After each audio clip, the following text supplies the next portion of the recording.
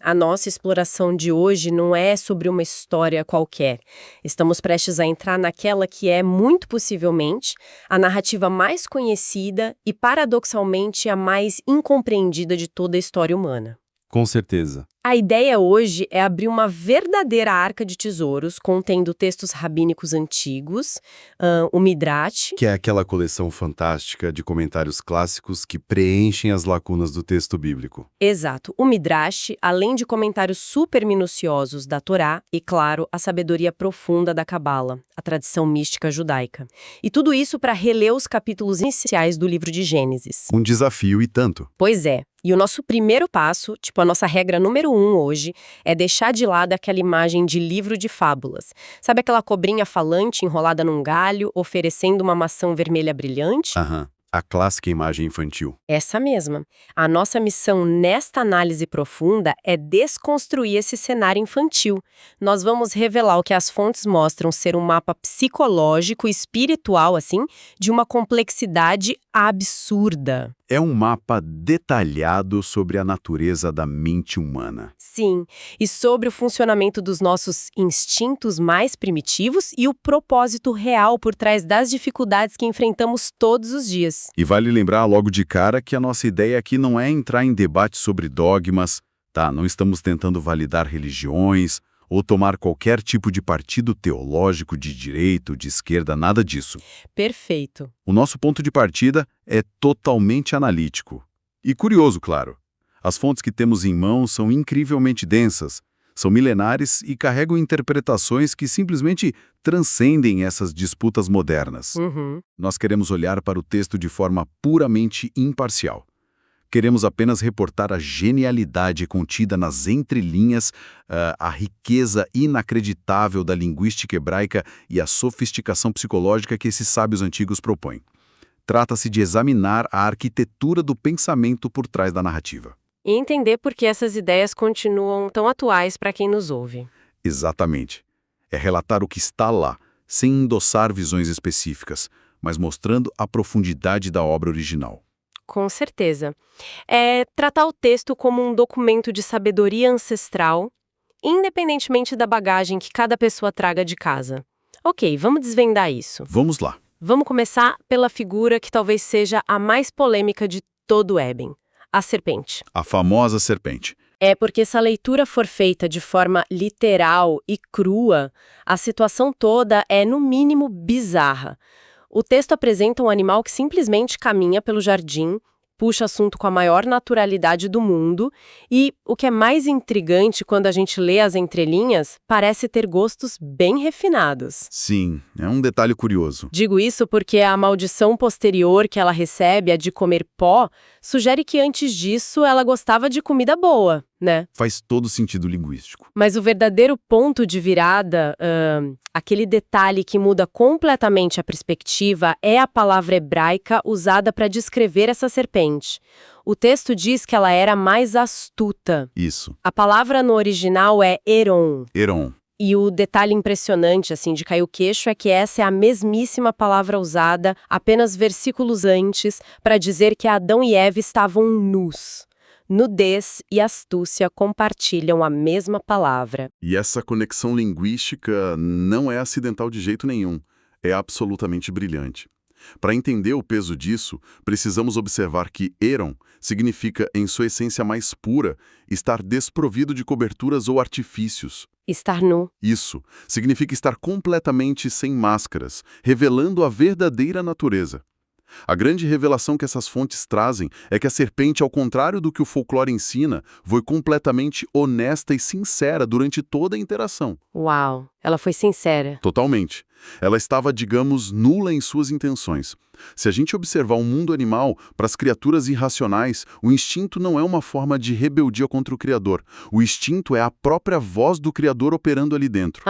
Um leão não faz uma pausa reflexiva para racionalizar se deve ou não caçar uma zebra. Ele simplesmente obedece ao instinto que foi implantado nele.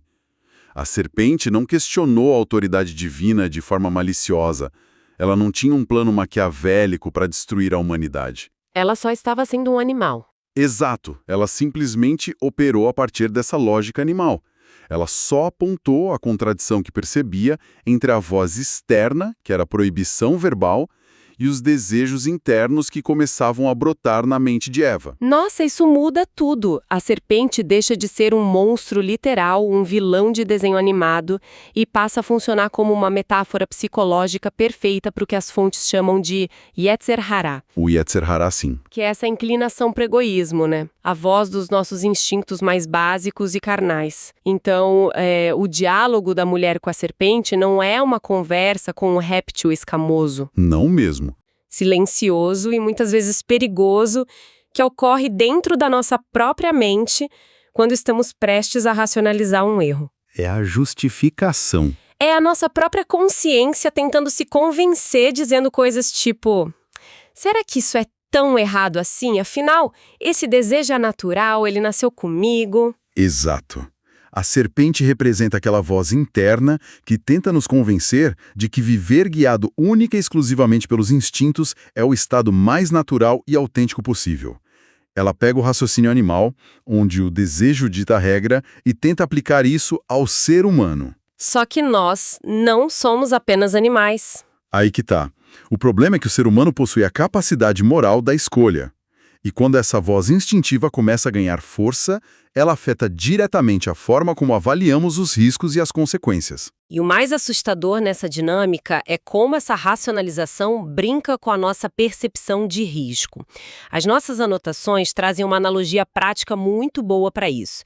Podemos visualizar a rotina de um experiente domador de leões. Essa analogia é fortíssima.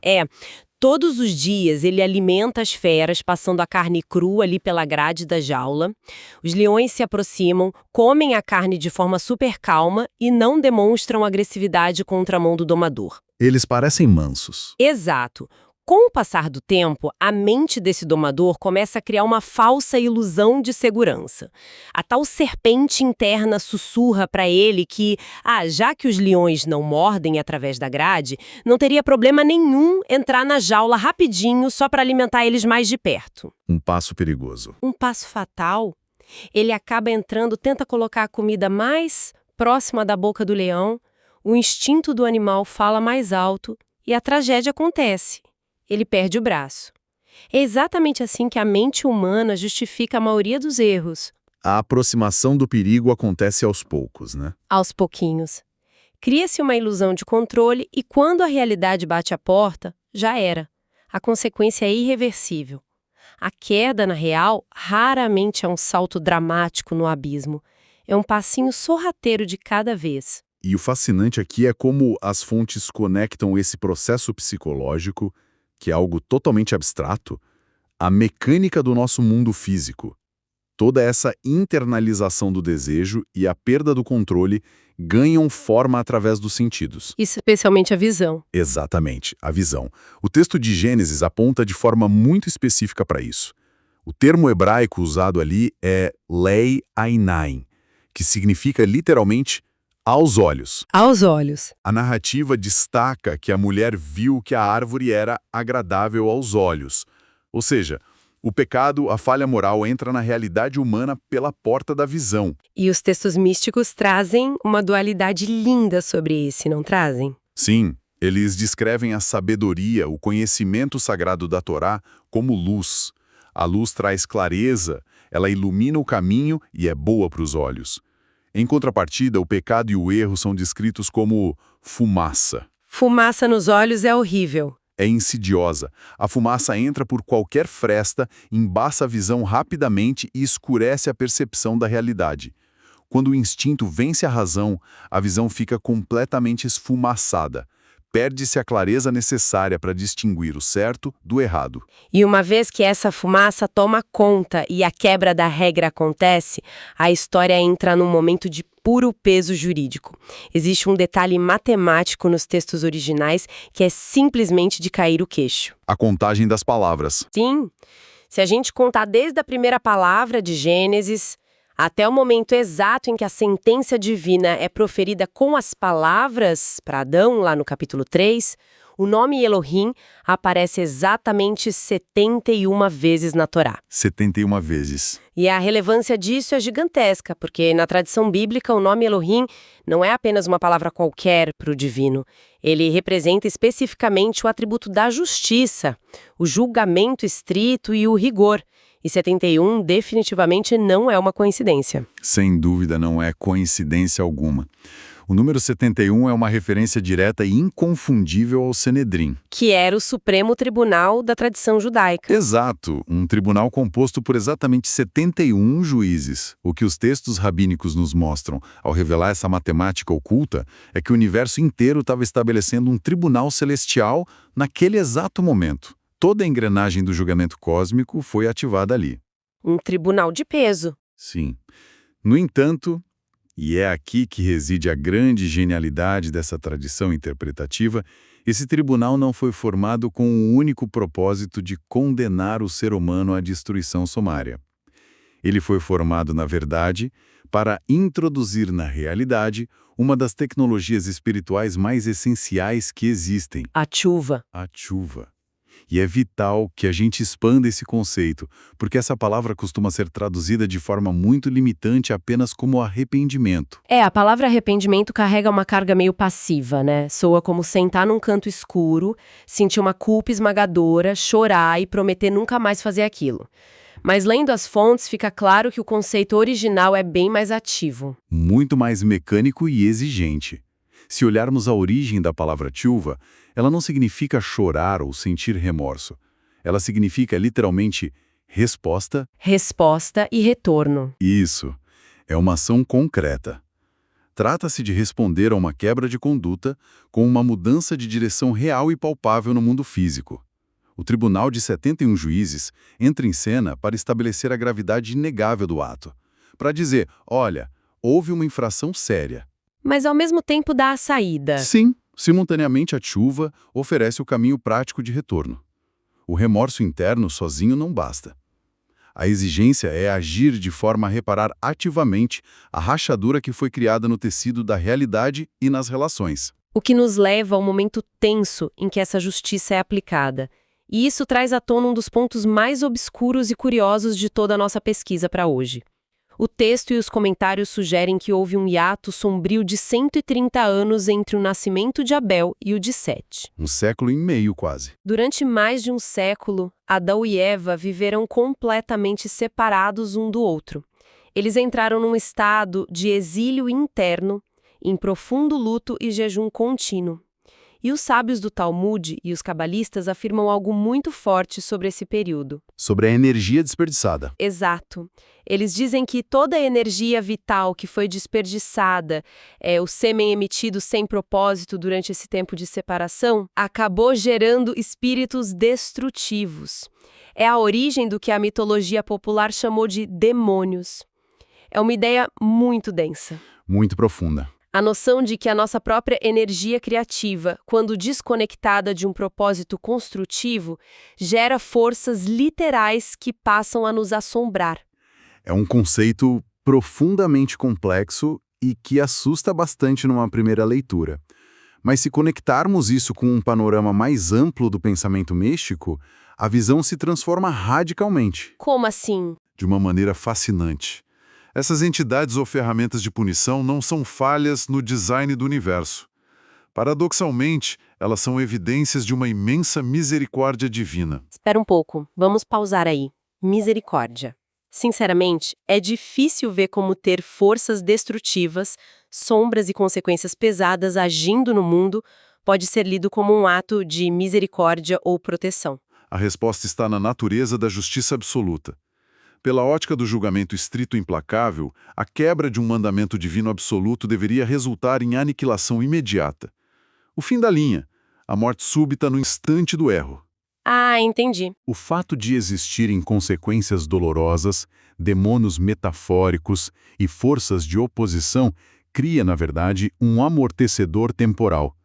O sofrimento prolongado age como um sistema de alarme contínuo. É uma punição alternativa, dilatada no tempo. Que não destrói o indivíduo na hora. Exato. Dá ao ser humano a oportunidade e o tempo necessários para perceber que está caminhando na direção errada, acionar os freios e colocar em prática aquela tchuvá da qual falamos agora há pouco. A dor avisa que há fumaça nos olhos, concedendo a chance de mudar de rumo antes de uma colisão fatal. Faz todo sentido agora, é exatamente como o painel de um carro. A gente pode estar dirigindo super tranquilos e, do nada, a luz vermelha do óleo começa a piscar no painel. Ninguém fica feliz em ver aquela luz, ela causa estresse e indica um problema caro pela frente. Uma baita dor de cabeça. Mas, sem essa luz de aviso chata, incômoda, o motor funde de uma vez e o carro morre no meio da estrada sem nenhum aviso. A luz vermelha é um problema que salva de um desastre total. E essa lógica de dificuldades como ferramentas de ensino transborda diretamente para o nosso próximo tópico. As famosas maldições do Éden. Sim, vamos revisitar o momento das sentenças. A primeira a ouvir é a serpente, condenada a rastejar sobre o ventre e a comer o pó da terra todos os dias de sua vida. E o Talmud traz uma reflexão muito aguda sobre isso. Os sábios dizem que, mesmo que a serpente comesse o banquete mais luxuoso do mundo, o gosto final na boca dela seria invariavelmente o de pó. Invariavelmente. Trazendo isso para a psicologia humana, a pessoa que se entrega totalmente aos instintos básicos, que opera na mesma frequência da serpente, ela perde a capacidade de sentir satisfação. Pode alcançar o topo do mundo, acumular riquezas, mas o sucesso absoluto ainda terá gosto de pó. A condenação da serpente é a perfeita descrição da maldição do vazio existencial. E logo em seguida, a narrativa aborda a sentença dada à mulher. E este é um ponto que historicamente sofreu muito com interpretações rasas. Muito usadas para justificar abusos. Exatamente. Usadas como base para justificar a submissão feminina e dinâmicas de poder abusivas. O texto traduzido costuma dizer algo na linha de "o teu desejo será para o teu marido e ele te dominará". No entanto, as fontes mergulham na gematria para resgatar o sentido original. A gematria é fascinante. Para quem não está familiarizado com o termo, a gemátria é um sistema de interpretação mística antiquíssimo, onde cada letra do alfabeto hebraico possui um valor numérico específico. Isso permite encontrar conexões ocultas entre palavras diferentes que somam o mesmo valor.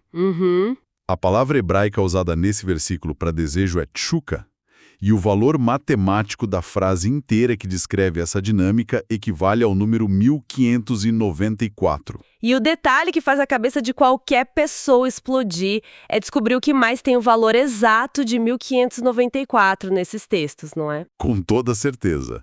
O número 1594 é o valor matemático da exata frase em hebraico que significa "não traia sua mulher". Incrível! O que essas camadas profundas estão ensinando é que por trás de uma dinâmica que aparenta colocar a mulher numa posição de vulnerabilidade emocional, existe um código rigoroso e embutido de proteção divina a favor dela.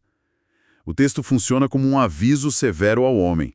Ele não deve, sob nenhuma hipótese, usar essa vulnerabilidade para ferir, dominar ou trair a esposa. E o papel dela também ganha outra luz. Sim, na narrativa da criação, a mulher é definida com o termo lassot. Nas traduções comuns, lemos simplesmente como ajudadora ou auxiliadora.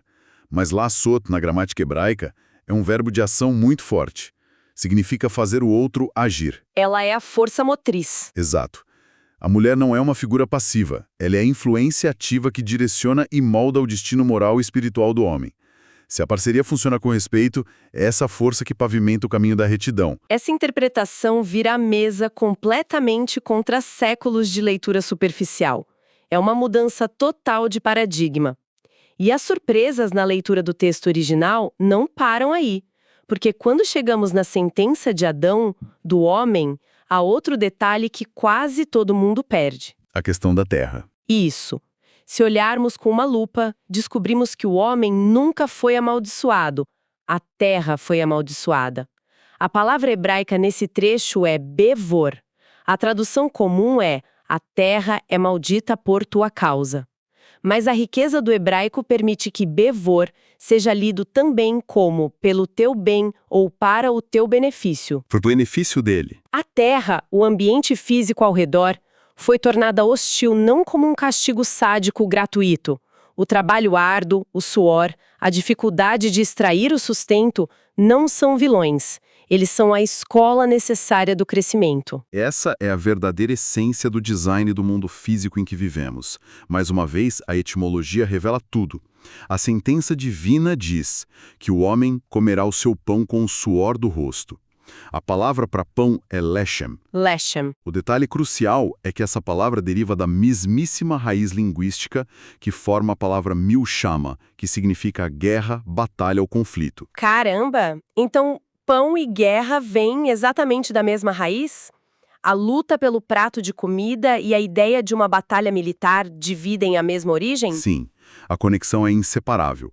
A mensagem contida nisso é que o sustento não cairia mais do céu no ambiente passivo. Conseguir o pão, o lechem, passou a exigir entrar em guerra, milchama, com a natureza. Exige enfrentar ervas daninhas, superar o cansaço e, num nível social, lidar com a concorrência, o atrito da sociedade, manter a ética. É uma guerra diária. E essa dificuldade foi introduzida no sistema Bévor para o bem da humanidade. Porque o caráter humano não se fortalece na facilidade. A resistência força o ser humano a sair da letargia, inovar e entender a diferença entre o que é efêmero e o que é eterno. É a academia espiritual perfeita. Então, o que tudo isso significa na prática? Significa que as ferramentas para nossa evolução não estão guardadas num paraíso inatingível. Elas estão escondidas no atrito da nossa luta diária. E isso nos leva a um dos símbolos mais bonitos dessas fontes. As vestimentas. Sim, as roupas que Adão e Eva recebem antes de sair do jardim. O texto traduzido diz que Deus fez vestimentas de pele para eles. Em hebraico, a palavra para pele é or, escrita com a letra Ain. Mas os sábios relatam algo extraordinário em pergaminhos bem antigos. A palavra não estava escrita com Ain, mas sim com a letra Aleph. A pronúncia é idêntica. Soa como or nas duas, mas or escrito com Aleph significa luz. Ou seja, em vez de couro de animal morto, o texto mais profundo sugere que eles foram vestidos com vestimentas de luz. Uma sutileza fonética que abre um universo de tradição. Essas vestimentas de luz não eram só tecidos, elas carregavam o resplendor da criação original, servindo como uma manifestação física de sabedoria e proteção. E as fontes cabalísticas rastreiam a trajetória épica dessas vestimentas pela história bíblica. Elas passam de mão em mão. Quase num roteiro cinematográfico. Chegam a caçadores e construtores de impérios como Nimrod, que as veste e as corrompe, usando o poder para inflar o próprio ego. Depois chegam a Esaú, que também usa o poder de forma puramente terrena. A luz divina nas mãos de quem não tem preparo virou domínio mundano. Parece a história de um artefato poderoso num filme de fantasia caindo nas mãos dos vilões. Mas a linhagem continua. As vestimentas são recuperadas por Jacó, depois passam para José, no Egito, e o poder contido nelas acaba se materializando séculos depois nas roupas do sumo sacerdote, o Cohen Gadol, lá no templo em Jerusalém. Aquelas peças complexas representavam a restauração daquela luz original do Éden. E o detalhe é o propósito do uso. O sumo sacerdote não vestia essas roupas para ir caçar ou conquistar nações. Ele as usava no momento de humildade. Para se apresentar diante da presença. Exato, diante da Shekinah, especificamente diante da Arca da Aliança. O que a tradição nos ensina é que essa vestimenta não é um artefato perdido. Qualquer pessoa hoje que dedique tempo ao estudo ético e à vivência da sabedoria contida na Torá está, metaforicamente, tecendo para si mesma essa antiga vestimenta de luz. É a sabedoria que devolve a visão clara. O que nos deixa, literalmente, na porta de saída do Jardim do Éden, encarando a nossa última imagem de hoje, o querubim com a espada flamejante guardando o caminho da árvore da vida. O famoso querubim. Que a cultura pop e tradições posteriores acabaram associando a Satanás ou a um anjo caído rebelde. Mas o Midrash dá um giro fenomenal nessa interpretação. Um giro fundamental. Nas tradições mais antigas, esse querubim não é descrito como um inimigo do Criador ou um anjo do mal. Muito pelo contrário, ele é um funcionário do mais alto escalão, um agente de segurança cumprindo uma ordem rigorosa. Proteger a árvore da vida. Sim, e é crucial entender o porquê. Se o ser humano, com a visão embaçada pelo pecado e fortemente influenciado pelo egoísmo, comesse do fruto da imortalidade, a tragédia seria absoluta. A humanidade viveria eternamente presa no erro. A mortalidade tornou-se uma necessidade terapêutica para a alma. O querubim está ali para impedir que a quebra se torne irreparável. Ele é o chefe de segurança de um laboratório que tranca as portas para o experimento não vazar. E a grande sacada está no design do querubim. Porque, na narrativa bíblica, só existe um único outro lugar onde querubins guardam algo com suas asas. Exatamente, sobre a tampa de ouro da Arca da Aliança. E o que repousa dentro da arca? A Torá, a sabedoria divina. Se no Éden o querubim guarda a árvore da vida e no tabernáculo ele guarda a sabedoria, a conclusão das fontes é elegante e inevitável. A árvore da vida e a sabedoria sagrada são a mesma coisa. O fruto da vitalidade sobreviveu na forma do conhecimento moral e ético. Isso amarra tudo de uma forma impressionante. Para quem nos acompanha, a grande lição dessas fontes é que não estamos lendo sobre milhares de anos atrás. Estamos lendo um manual de operação das nossas mentes agora. A serpente continua sussurrando. A batalha diária pelo pão, pelo lechem, é o treinamento que o universo usa para nos amadurecer. Os conflitos e o esforço para não dominar o outro são os ecos diretos daquelas sentenças do Éden. Sabe, escutando toda essa síntese de hoje, me veio uma reflexão que reverbera de tudo isso. Se a gente for além da superfície e aceitar que o Éden nunca foi apenas um espaço geográfico e que a árvore da vida é a busca por significado ético ao nosso alcance diário, Talvez o verdadeiro exílio da humanidade não seja o resultado de uma expulsão física lá no passado remoto. O que fica claro é que o exílio é, na realidade, um estado mental crônico de distração. É dar ouvidos à fumaça dos instintos mais baixos, enquanto os portões para um Éden de clareza emocional e vitalidade permanecem totalmente destrancados, esperando apenas a disposição de dar o primeiro passo e entrar. uau, é uma visão transformadora que tira a história do passado e coloca nas escolhas de hoje. Esperamos que essa exploração pelas fontes rabínicas e cabalísticas tenha iluminado novas perspectivas e trazido descobertas fascinantes para nossa audiência. Foi um prazer gigantesco compartilhar essa análise rica com todos. Continue explorando e até o nosso próximo mergulho profundo. Até lá, que a busca por aquilo que está além da superfície continue sempre. Um grande abraço a todos.